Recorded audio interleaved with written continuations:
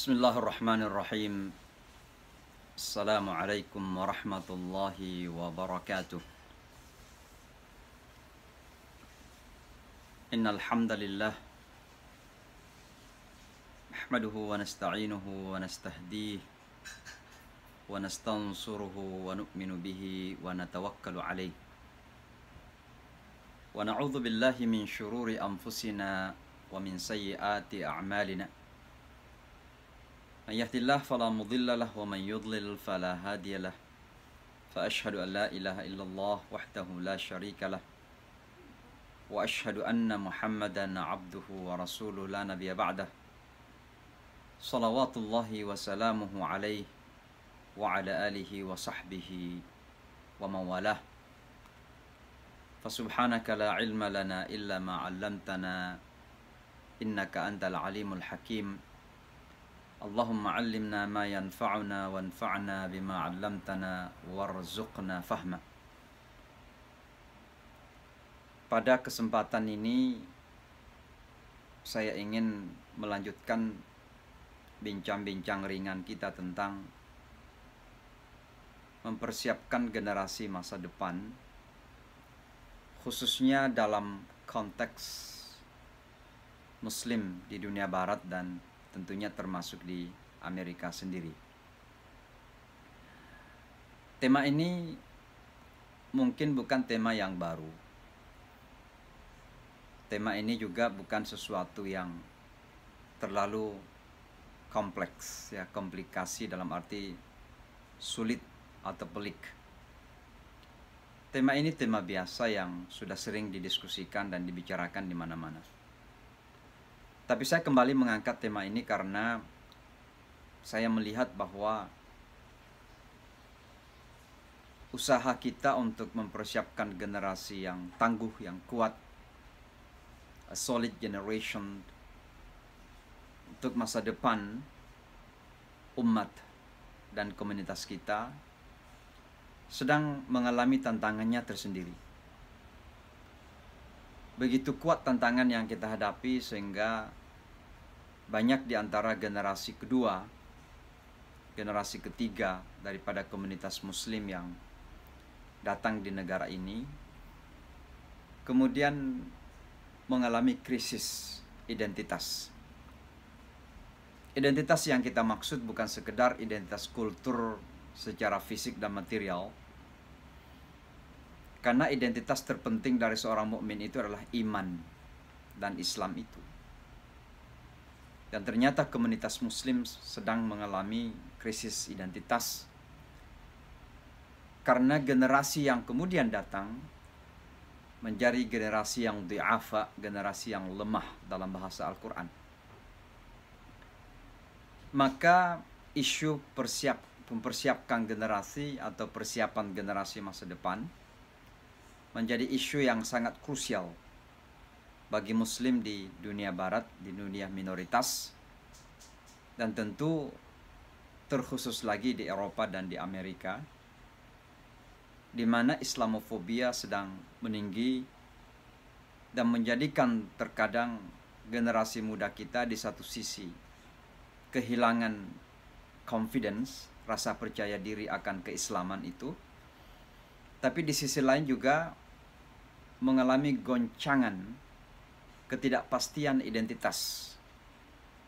Apa maksudnya? Bahwa generasi muda Muslim di Amerika ini misalnya kerap kali terombang-ambing di antara identitas-identitas yang merasa sebagai bahagian dari dirinya. Anak-anak muda kita di Amerika misalnya merasa Muslim, dan tentunya harusnya demikian. Pada saat yang sama anak muda kita merasa Americans atau orang-orang Amerika. Yang menjadi masalah kemudian ada beberapa dilema permasalahan yang mereka hadapi.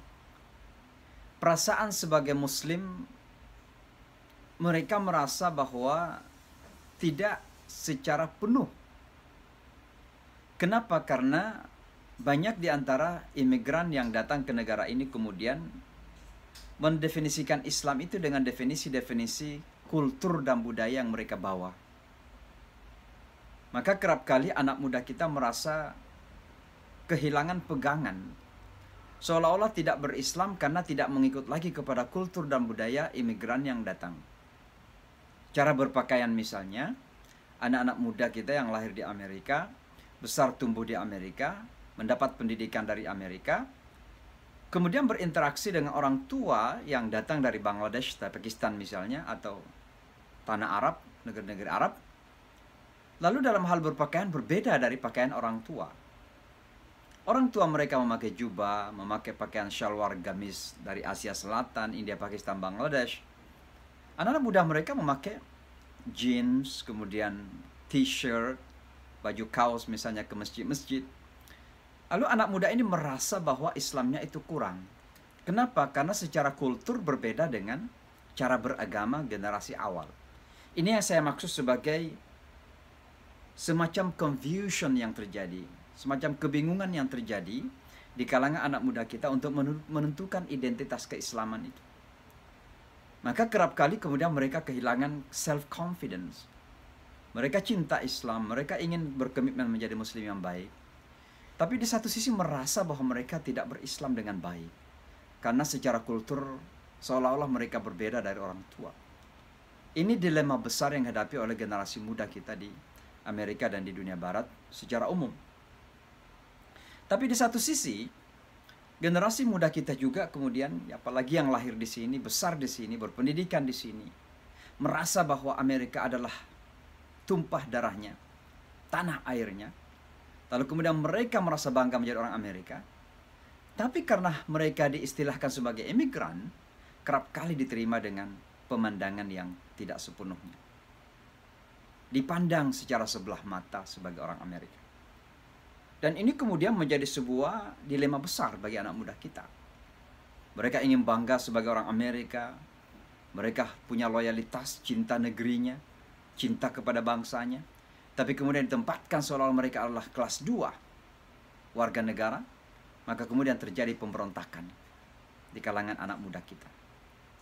Maka kebingungan identitas ini pada generasi muda kita kemudian kerap kali menjadikan mereka terombang-ambing. Kami ini sesungguhnya siapa? Nah, pertanyaan ini kemudian kerap kali direspon dengan respon yang terkadang, mohon maaf, respon yang lepas kendali. Ya. Mereka kemudian memandang agama tidak penting misalnya. Atau di satu sisi kemudian mereka melihat bahwa Amerika ini tidak bersahabat bagi mereka. Maka terjadilah kemudian pemberontakan-pemberontakan yang tidak nampak secara kasar, tapi dalam pandangan, dalam persepsi mereka, dalam wawasan mereka, terjadi pemberontakan yang sangat luar biasa.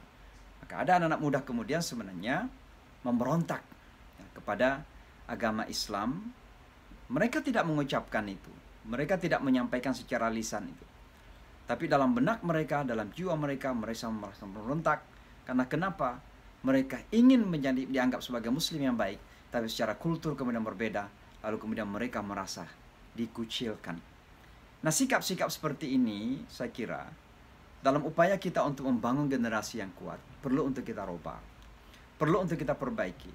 Maka orang tua, khususnya mereka yang imigran, harus terus-menerus untuk belajar, mengupdate informasi.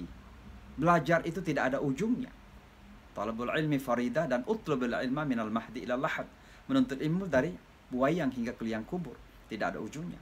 Maka orang tua khususnya imigran yang datang ke negara ini harus terus-menerus belajar. Selain belajar agama, tentu belajar bagaimana kemudian mengaitkan antara agama, keyakinan kita, praktek keagamaan kita, dan kepada situasi lingkungan di mana kita hidup. Dalam Al-Quran begitu banyak sekali ayat-ayat yang mengingatkan kita untuk mempersiapkan generasi masa depan.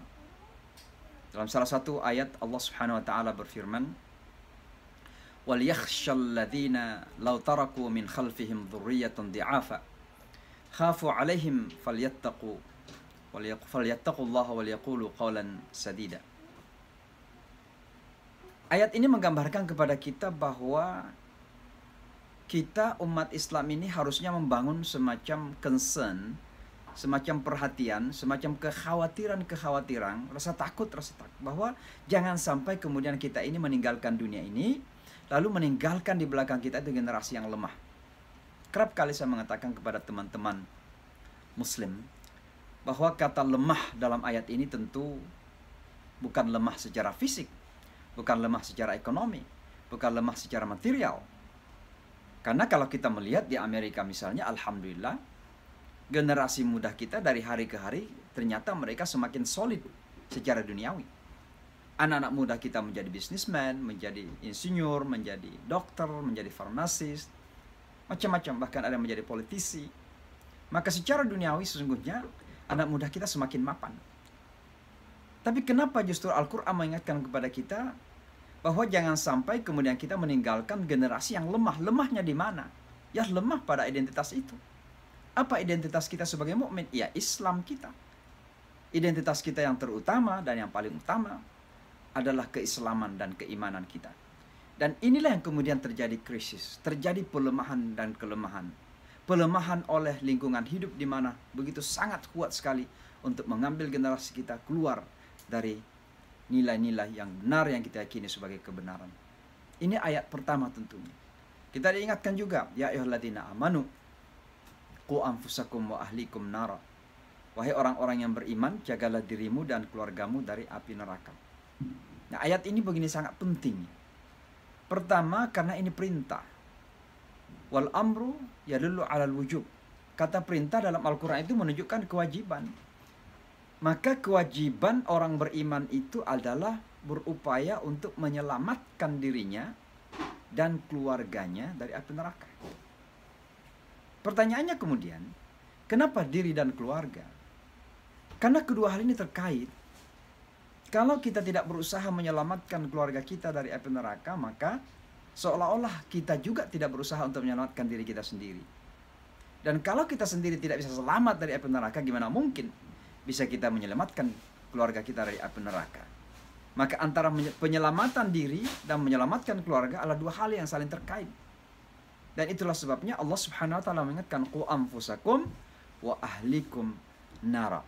Ayat ini tentunya kita akan bahas lebih jauh lagi ke depan di saat kita berbicara tentang metode atau cara-cara untuk kita mendidik generasi kita agar mereka bisa menjadi generasi solid di masa yang akan datang. Ayat-ayat Al-Quran begitu banyak. Al-Quran mengingatkan kita misalnya bahwa sesungguhnya hidup ini secara keseluruhan adalah amanah. Dan kita diperintah oleh Al-Quran, la takhunullaha wa rasul wa takhunu amanatikum. Jangan kamu hianati Allah dan Rasulnya, dan jangan kamu hianati amanat-amanat kamu. Apa amanat-amanat itu? Kehidupan kita secara umum dan segala yang terkait dengan kehidupan kita ini. Harta kita, anak-anak kita, jabatan kita, popularitas kita, kesehatan kita, kekayaan kita, harta benda yang kita kumpulkan, semua itu adalah amanah dari Allah Subhanahu wa taala. Dan itu adalah harus yang kita jaga. Tapi pada ayat selanjutnya Allah menyebutkan dua hal yang terpenting. Innama amwalukum wa auladukum fitnah. Sesungguhnya harta-harta kamu dan anak-anak kamu adalah cobaan bagi kamu. Maka anak-anak kita merupakan amanah dan sekaligus cobaan dari Allah Subhanahu wa taala yang dititipkan kepada kita. Dan oleh karenanya menjadi tanggung jawab kita untuk menjaganya. Rasulullah kemudian mengingatkan kepada kita, kullukum ra'in wa kullukum mas'ulun an ra'iyatih. Semua kamu adalah penggembala. Semua kamu adalah orang yang sedang menjaga. Dan kita menjaga generasi kita. Dan kamu pasti akan ditanya tentang gembalaan kamu itu. Dan oleh karenanya sekali lagi, hal ini sangat penting untuk kita ingat semua bahwa betapa penting untuk kita sadar bahwa mempersiapkan generasi masa depan, mendidik anak-anak kita, menjaga anak cucu kita, generasi kita untuk tetap dalam jalan kebenaran, ihdinas siratal mustaqim, adalah merupakan amanah terpenting dalam keberagamaan kita. Saya kira dan saya yakin bahwa semua kita cinta kepada generasi kita, kepada anak keturunan kita. Bagaimana kemudian kata cinta ini diterjemahkan di dalam bentuk penjagaan dari api neraka. Maka kalau kita cinta, jagalah generasi kita dari api neraka.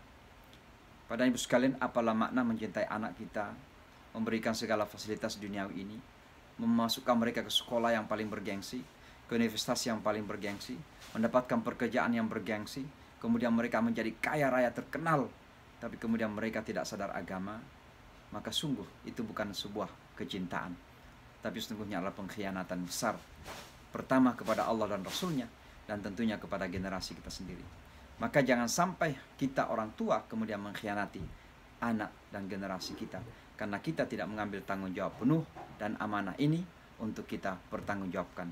Oleh sebab itulah maka mudah-mudahan pembukaan yang singkat ini mengingatkan kita bahwa tugas kita adalah menjaga, tugas kita adalah meneruskan, tugas kita adalah making sure that fitrah yang ada pada generasi kita itu akan terjaga untuk selamanya. Saya kira demikian singkat sebagai pembukaan kedua. Ini adalah sebuah tema yang akan saya lanjutkan pada masa-masa yang akan datang, tentang metode dan bagaimana kita seharusnya mempersiapkan generasi kita, dan khususnya di dunia barat, dan tentu lebih khusus lagi dalam konteks kita sebagai muslim yang tinggal di Amerika Serikat. Saya kira demikian. Terima kasih atas partisipasi. Sampai ketemu pada pertemuan selanjutnya. Hadanallahu wa yakum jema'in. Wassalamualaikum warahmatullahi wabarakatuh.